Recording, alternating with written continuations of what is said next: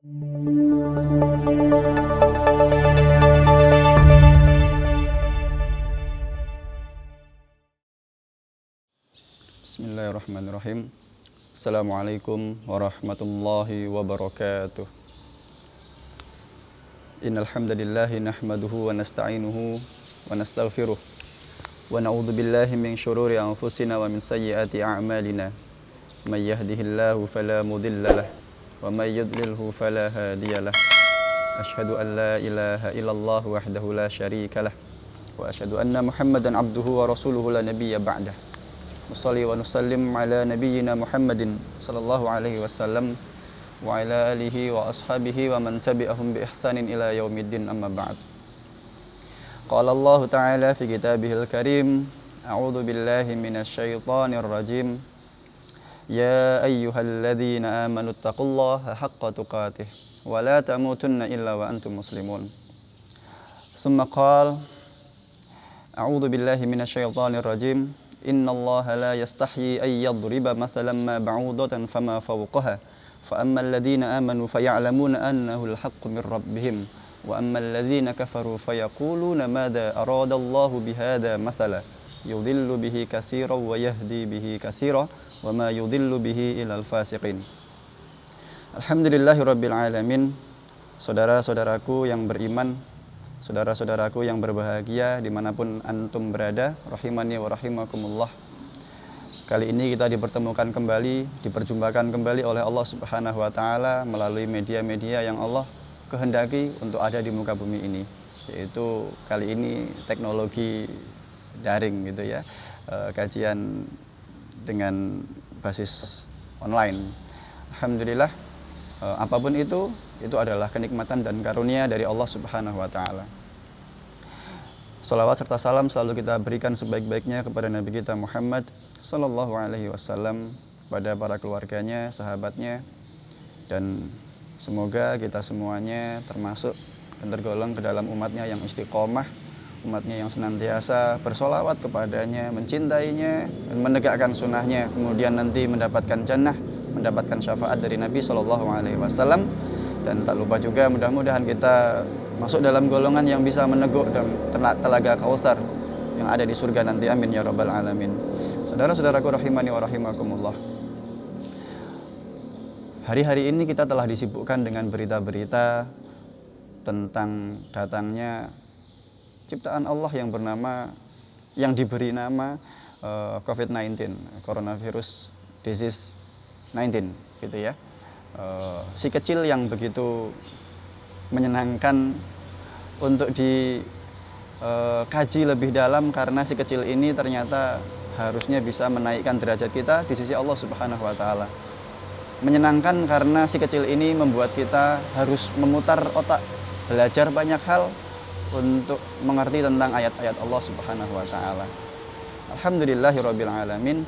COVID-19 ini sudah berjalan di negara kita gitu ya, sudah menjelajah di negara kita, di segala penjuru, di berbagai kota, karena si kecil ini luar biasa, tidak terlihat tetapi terasa dampaknya. COVID-19 ini semata-mata adalah makhluk Allah Subhanahu wa Ta'ala. Ini yang paling pertama ingin saya sampaikan kepada antum semuanya. Sebagaimana pada ayat di Quran surat Al-Baqarah ayat 26 tadi yang saya sampaikan di awal, Innallaha la yastahyi ay yadriba mathalan ma ba'udatan fama fawqaha fa ammal ladzina amanu faya'lamuna annahu al-haqqu min rabbihim. Sesungguhnya bagi Allah Subhanahu wa Ta'ala itu sangat mudah untuk membuat perumpamaan-perumpamaan yang perumpamaan itu akan diambil sebagai ibrah dan pelajaran besar bagi orang-orang setelahnya. Bahkan sangat mudah bagi Allah kalau Allah itu ingin membuat sebuah perumpamaan dari yang lebih kecil daripada nyamuk. Nah, dan virus jauh lebih kecil daripada nyamuk. Dan disinilah ayat Allah itu menjadi sebuah fakta yang memang aslinya nyata dan fakta gitu. Artinya membukakan mata bagi orang yang matanya belum terbuka, melebarkan telinga bagi orang yang sebelumnya telinganya belum terbuka. Alhamdulillah, ayat-ayat Allah kauniyah dan qauliyah luar biasa. Semuanya nyata dalam kehidupan kita kalau kita mentadaburinya. Dan di ayat itu disampaikan fa ammal ladzina amanu faya'lamuna annahu al-haqqu min rabbihim. Kemudian bagi orang-orang yang beriman, maka bagi mereka menyatakan ini hak, ini kebenaran dari Tuhan, bahwa COVID ya benar dari Allah, ciptaan Allah, dan kita waspada. Kita harus berjaga-jaga, kita harus mengenalinya, ta'aruf dengan COVID, kemudian bagaimana cara mengatasinya. Itu orang-orang yang beriman. Adapun orang-orang yang tidak beriman, fa'ammal ladzina kafaru, bagi orang-orang yang kafir, maka mereka akan mengatakan aradallahu bihadza mathala. Mereka itu mengatakan sebenarnya kepengennya apa sih Gusti Allah gitu ya. Allah itu kepengennya apa sih? Kok ada kayak gini, ya Allah, kok bisa-bisanya ada COVID, ya Allah, kok jadi begini, kerjaanku hilang, ya Allah. Nah, itu perkataan-perkataan indikator dari orang-orang yang tidak beriman kepada Allah Subhanahu wa taala. Karena Allah menciptakan segala sesuatu di muka bumi ini tidak ada yang sia-sia. Tidak ada yang sia-sia. Quran surat Ali Imran. Hadirin jamaah rahimani wa rahimakumullah, saudara-saudaraku yang beriman. Alhamdulillah di bulan yang Ramadan ini, bulan yang suci ini, kita perlu betul-betul untuk semakin dan selalu mendekatkan diri kepada Allah Subhanahu wa taala, mau ada Covid, mau tidak ada Covid. Mau ada adiknya Covid, mau ada kakaknya Covid, semuanya sama. Perlakuan kita adalah kita semakin mendekatkan diri kita kepada Allah Subhanahu wa taala dengan cara apapun yang kita bisa. Yang pertama adalah kalau menanggapi Covid, kajian pada kali ini insya Allah kita akan membahas tentang dari sudut pandang ekonomi, dampak perekonomiannya, kemudian bagaimana perangkat dari ekonomi, perspektif Islami gitu ya, untuk menanggapi hal semacam ini. Saudara-saudaraku rahimani wa rahimakumullah, bahwasanya dampak dari COVID-19 ini memang luar biasa ya. Kalau kita lihat dari pertumbuhan ekonomi secara agregat dari nasional itu, pemerintah mengeluarkan statement bahwasanya skenario terburuk atas dampak dari COVID-19 ini, pertumbuhan ekonominya itu akan mencapai minus 0,4%. Minus, bukan 0% lagi, tapi minus 0,4%. Ini luar biasa. Loh, kalau kita bicara tentang bagaimana fakta dewasa ini ya, anggaplah saat ini 4-5%. Sebelumnya kita mencapai 5% ya, mencapai 5%. Anggaplah 5% pertumbuhan ekonomi Indonesia. Antum masih bisa menjumpai orang-orang yang kelaparan? Masih.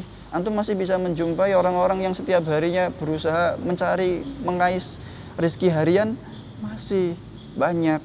Masih banyak orang-orang yang barangkali kelaparan di sekeliling kita. Masih banyak orang-orang yang mencari pekerjaan karena bingung nanti malam dan besok pagi mau makan apa. Masih banyak orang-orang yang di sekeliling kita bingung untuk menyekolahkan anaknya, besok bayarnya pakai apa lagi, beli buku pakai apa lagi, uang jajan dikasih dari saku yang mana lagi. Masih banyak dalam pertumbuhan angka yang 5%. Sedangkan kita melihat, Masya Allah, bagaimana kalau skenario itu kemudian diskenariokan menjadi 0,4% minusnya. Minus 0,4%. Allahu Akbar. Masya Allah, luar biasa. Ini sebuah kondisi yang perlu kita lihat nanti, dan kita perlu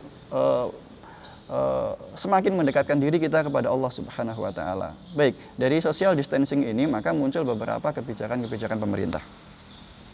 Kebijakan pemerintah yang kita kenal adalah social distancing gitu ya, atau physical distancing. Social distancing ini mau tidak mau membawa kita pada sebuah kondisi bahwa seseorang harus berjarak gitu ya, harus berjarak di dalam komunikasi, di dalam bercakap-cakap atau dalam bekerja. Dalam bertransaksi sekalipun gitu ya, kalau kita membawa dalam konteks transaksional. Nah, berbagi jarak ini, social distancing atau physical distancing ini mau tidak mau membawa kita kepada sebuah kondisi bahwasanya kalaulah tidak bisa bertemu dengan langsung, kalaulah tidak bisa pasar itu menjadi banyak orangnya, kalaulah masjid itu menjadi sepi, na'udzubillah min dzalik, Masya Allah, luar biasa ya. Kalaulah warung-warung tetangga kita menjadi tutup karena mereka takut nanti yang beli itu membawa virus atau penjualnya membawa virus, maka kita bisa membayangkan dengan logika sederhana, maka tidak akan ada orang bisa menjual dan tidak akan ada orang yang bisa membeli, atau tidak ada orang yang berani menjual atau tidak berani membeli. Kalaupun berani, maka itu terpaksa dan dengan cara yang dirasa paling aman. Dirasa paling aman. Dan disitulah kacamata ekonomi berkata bahwasanya ketika kita membawa kepada hukum demand dan supply dan demand, penawaran dan permintaan, maka dampak dari COVID-19 ini, dari kebijakan social distancing atau physical distancing adalah supply agregat atau agregat demand atau agregat supply itu mengalami penurunan. Aktivitas perekonomian negara mengalami penurunan yang sangat drastis. Saya tidak mengatakan ini hancur, tetapi mengalami penurunan yang drastis. Kenapa? Tidak ada orang atau sangat menurun, sangat sedikit sekali orang yang berani memberikan penawaran dalam berekonomi, dan begitu juga permintaan di dalam pasar. Setelah itu supply chain, pendistribusian terhambat. Kenapa? Loh, baru nganter sampai di jalan tol diadang suruh pulang gitu ya. Baru mau nurunin barang harus pakai masker, cuci tangan. Wah, nggak selesai-selesai itu. Masya Allah, dari kebijakan seperti ini bukan kebijakannya yang salah, ini kebijakan yang sangat baik untuk segera mengatasi berakhirnya pandemi ini.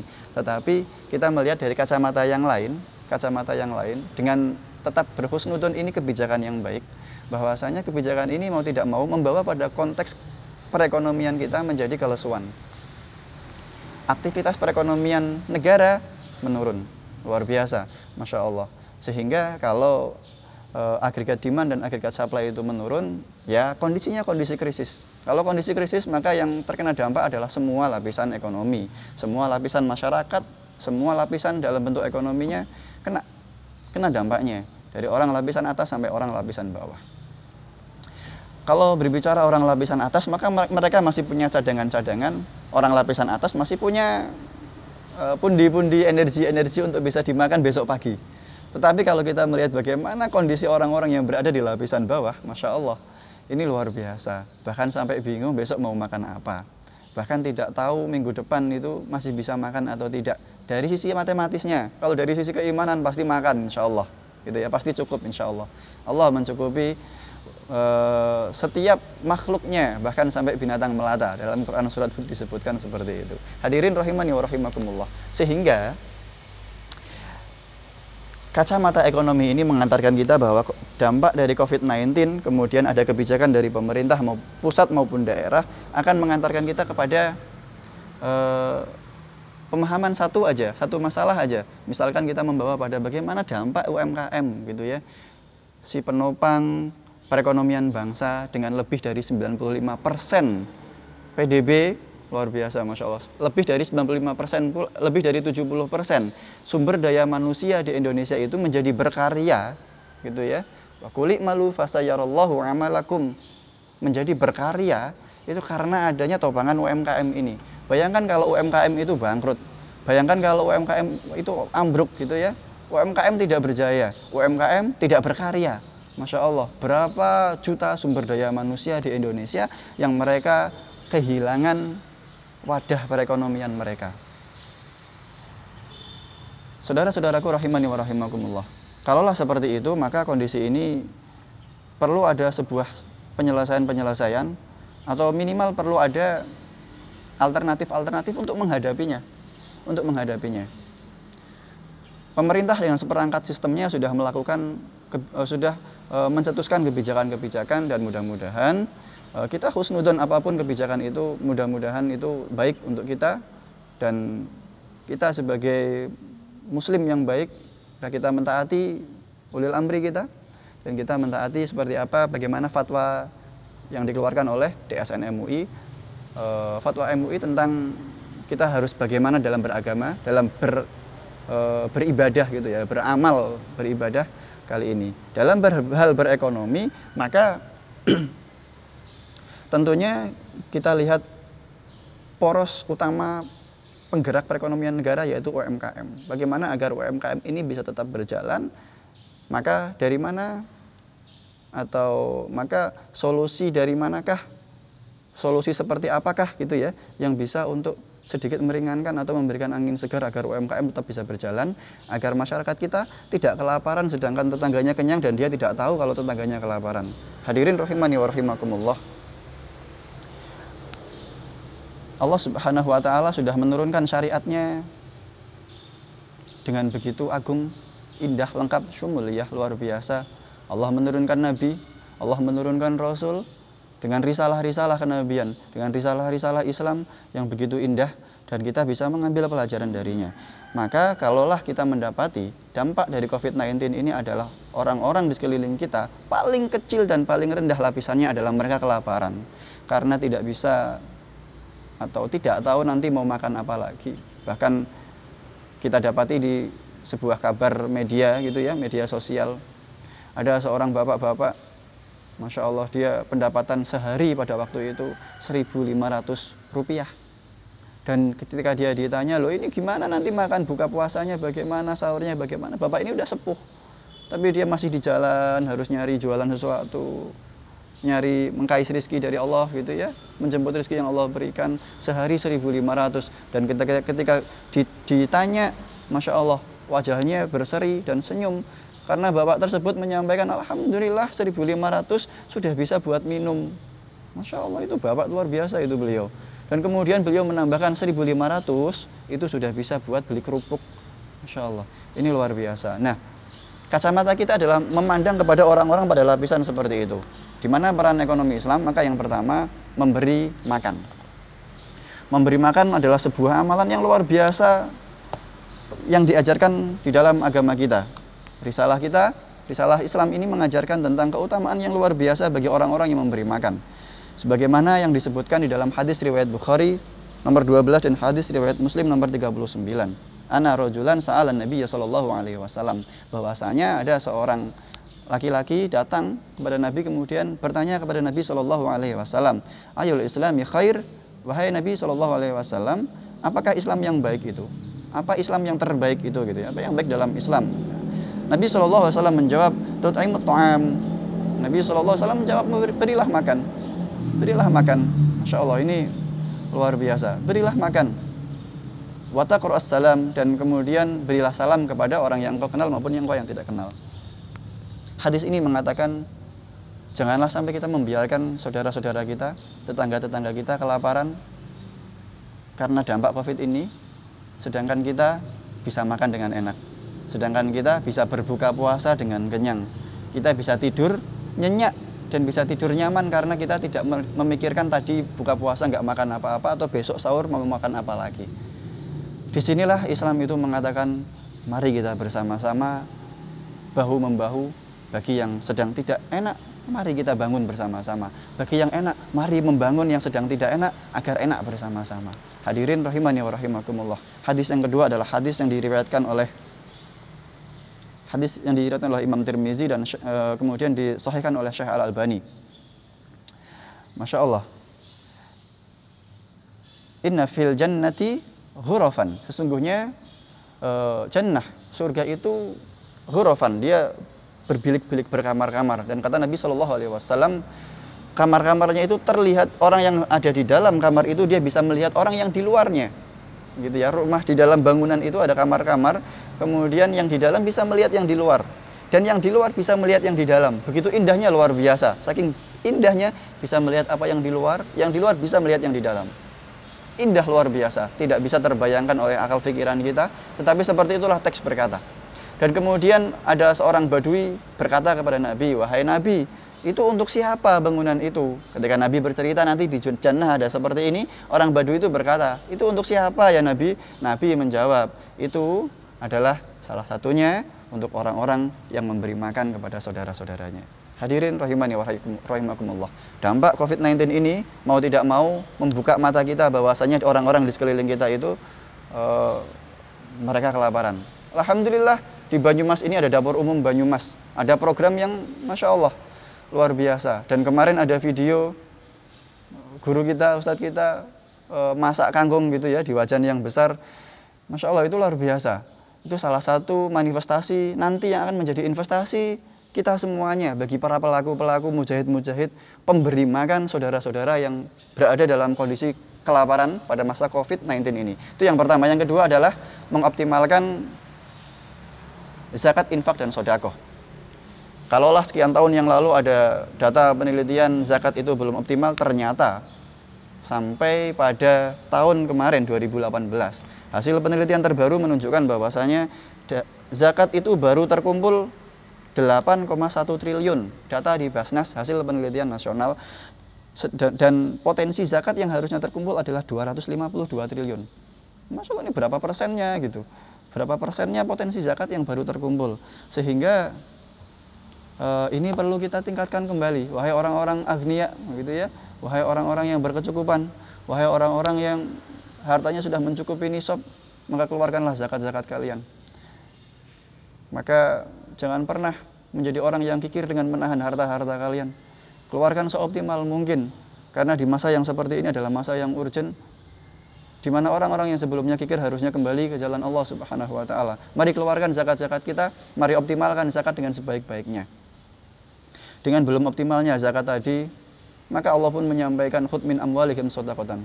Maka pesan dari ayat ini At-Taubah ayat 103 ini adalah ketika Allah itu khudz min amwalihim shadaqatan, ambillah zakat dari mereka. Artinya apa? Ini juga sebuah tantangan bagi lembaga amil zakat, tantangan bagi badan amil zakat untuk bisa mengambil zakat atau infak atau sedekah dari warga sekitar kita, dari umat muslim, kaum muslimin yang ada di sekitar kita. Caranya bagaimana? Kan ada pandemi. Itulah Allah meminta kepada kita untuk berpikir cerdas, gitu ya. Berpikir cerdas. Bagaimana caranya di masa pandemi ini lembaga amil zakat, badan amil zakat dapat mengumpulkan atau menghimpun zakat dari para muzaki dengan cara yang efektif dan lebih optimal lagi. Adanya teknologi mari kita manfaatkan, gitu ya. Adanya komunikasi jarak jauh marilah kita manfaatkan dengan sebaik-baiknya. Adanya media untuk bisa membuat sebuah pamflet atau template yang bagus dan indah, gitu, yang menarik untuk umat kaum muslimin. Alhamdulillah buat sebaik-baiknya. Mari kita bersinergi, mari kita mengoptimalkan diri untuk bisa menjadi kaum muslimin yang bisa menegakkan panji-panji Allah. Dan saat ini bagaimana caranya untuk bisa memberi makan, bagaimana caranya untuk mengoptimalkan zakat, infak, dan sedekah. Yang ketiga, saudara-saudaraku yang beriman, adalah kita mengoptimalkan wakaf. Allah Subhanahu wa taala memberikan sebuah janji melalui lisan Nabi kita Muhammad SAW bahwasanya salah satu amalan yang tidak terputus ketika seorang anak Adam itu meninggal, salah satunya adalah amal jariyah. Amal jariyah ini adalah amal yang dia jariyah berkepanjangan, gitu ya, yang tidak terputus, yang dia bisa dirasakan manfaatnya keseterusannya, gitu ya. Bahasa kita seperti itu. Apa amal jariyah itu? Ya, yang paling kepenak bangun masjid, gitu ya. Tapi kalau antum suruh bangun masjid, wong siji bangun masjid kayaknya kaboten, gitu. Mudah-mudahan enggak, tapi kayaknya kaboten, gitu ya. Jadi agar lebih mudah, mari kita berpikir wakaf apa yang bisa mengantarkan kita kepada surganya Allah Subhanahu wa taala. Lebih mudah bagi kita bisa bareng-bareng dengan kaum muslimin yang lainnya, agar orang-orang di sekeliling kita yang kesusahan dalam gradasi yang paling bawah, level yang paling bawah, mereka mendapatkan dampak dari kebersamaan kaum muslimin ini, sehingga kita para pelaku dan mereka para penerima manfaat insya Allah semakin dekat kepada Allah Subhanahu wa taala. Contoh kita bisa membuat wakaf dengan wakaf rumah sakit, gitu ya. Rumah sakit wakaf. Bisa lagi kalau rumah sakit penuh biasanya orang butuh diisolasi, gitu ya. Ada rumah isolasi wakaf. Wakaf rumah isolasi. Itu Masya Allah. Ada lagi agak nyeleneh. Warung makan wakaf, gitu ya. Jadi mengumpulkan harta-harta wakaf, bangun warungnya yang bersih, gitu ya. Bersih, steril. Masya Allah, dibuat yang bersih, gitu ya, menunjukkan bahwasanya Rasul itu mengajarkan kepada kebersihan, bersih, steril, sesuai SOP-nya, dapur di mana letaknya, kemudian kalau ngambilnya prasmanan seperti apa cara ngambil yang baik, letak piring itu sebaiknya di mana, tempat cuci tangan di mana, adakah hand sanitizer, adakah apa sih jenenge, wastafel, hand shopnya di mana, gitu ya. Nah, hal-hal yang semacam itu perlu dibuatkan SOP dan diwakafkan. Program wakaf membangun warung, gitu ya. Nanti kalau sudah ada warungnya bagus, gitu, SOP-nya bagus, ada wakaf SOP warung, itu juga bisa diwakafkan, gitu. Menjadi sebuah ilmu yang berkepanjangan. Manfaatnya bisa dimanfaatkan berkepanjangan. Nah, kemudian kalau sudah seperti itu, terbangunlah warung yang bagus, bersih, dan besar, bisa menghimpun banyak makanan-makanan jadi. Disitulah peran kita kaum muslimin untuk bisa membuka donasi makanan jadi. Bisa membuka donasi bahan makanan sehingga bisa dimasak di warung itu, gitu ya. Bisa berupa wakaf makanan barangkali. Dan disitulah Masya Allah luar biasa. Meskipun jangka pendek terlihatnya ketika orang berwakaf warung, gitu ya, dia mensedekahkan bahan pokok beras, dimasak, dimakan para penerima manfaat, saudara-saudara kita yang kelaparan itu, yang susah mencari makan. Setelah dimakan, habis, selesai, kenyangnya selesai gitu ya, laparnya selesai, kenyangnya beberapa jam lagi hilang, selesai jangka pendek. Tetapi disitulah Allah menjanjikan surga, surga yang begitu indah, yang bilik-biliknya terlihat dari luar, terlihat dalamnya, dari dalam terlihat luarnya. Wallahu a'lam bishawab. Saudara-saudaraku rahimani wa rahimakumullah. Selanjutnya adalah bagaimana ketika tadi itu kita membahas tentang konsumtivisme gitu ya, memberikan makan, mengoptimalkan sesuatu untuk bisa memberi makan. Sekarang adalah bagaimana produktivitasnya. Ekonomi Islam memberikan sebuah solusi.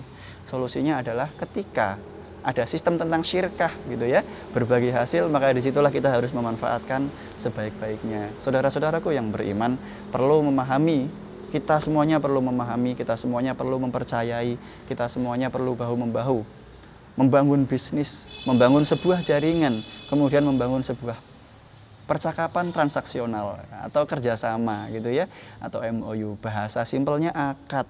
Akadnya apa? Akad syirkah, kerjasama, berbagi hasil, berbagi resiko.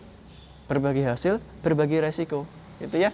Nanti bisa dengan akadnya mudharabah gitu ya, bisa mudharabah muqayyadah, mutlaqah, bisa dengan mudharabah musytarakah, bisa juga dengan akad musyarakah atau syirkah gitu ya. Apapun musyarakahnya, syirkahnya seperti apa, baik syirkah itu inan, abdan, wujud, mufawadhah, mutanaqisah, atau syirkah-syirkah yang lainnya. Ada beberapa dan ada banyak skema yang ditawarkan dalam konsep ekonomi Islam gitu ya, dalam konsep kajian fikih muamalah maliyah. Ada banyak seperti itu, dan mari kita kaji bersama-sama, mari kita bahu-membahu untuk membangun perekonomian kita bersama. Kita kenyang bareng, kita senang bareng, kita bahagia bareng, nanti insya Allah ke masjid bareng-bareng semuanya, ke surga juga bareng-bareng. Alhamdulillah.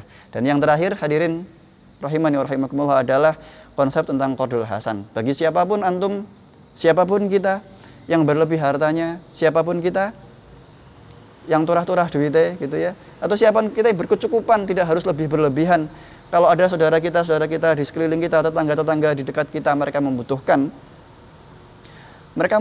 maka qardul hasan menjadi salah satu dari beberapa solusi yang bisa ditawarkan. Memberikan mereka pinjaman lunak tanpa adanya bunga, tanpa banyak administrasi. Administrasi itu riba yang terselubung ya. Jangan mau menggunakan biaya administrasi, Masya Allah gitu. Jangan mau dibohongin sama yang begitu-begituan. Maka berilah pinjaman sebaik-baiknya pinjaman dengan tidak ada tambahan dan tidak ada administrasi atau apapun itu. Silahkan nanti dikembalikan sesuai dengan akadnya. Harus jelas kapan dikembalikan, jelas nominalnya gitu ya, jelas akadnya mau pakai akad apa. Maka disitulah insya Allah akan ada keberkahan dalam kehidupan kita. COVID-19 akan segera berlalu dengan adanya kita semakin bahu-membahu antar kita, kaum muslimin, dengan perilaku-perilaku, dengan akhlak-akhlak yang islami, akhlak-akhlak yang membawa keberkahan kita, keberkahan untuk kita dari Allah Subhanahu wa taala. Mudah-mudahan bermanfaat untuk kita semuanya. Aku qouli hadza fastaghfirullahi wa lakum innahu huwal ghafurur rahim. Subhanakallahumma wa bihamdika asyhadu an la ilaha illa anta astaghfiruka wa atubu ilaik. Assalamualaikum warahmatullahi wabarakatuh.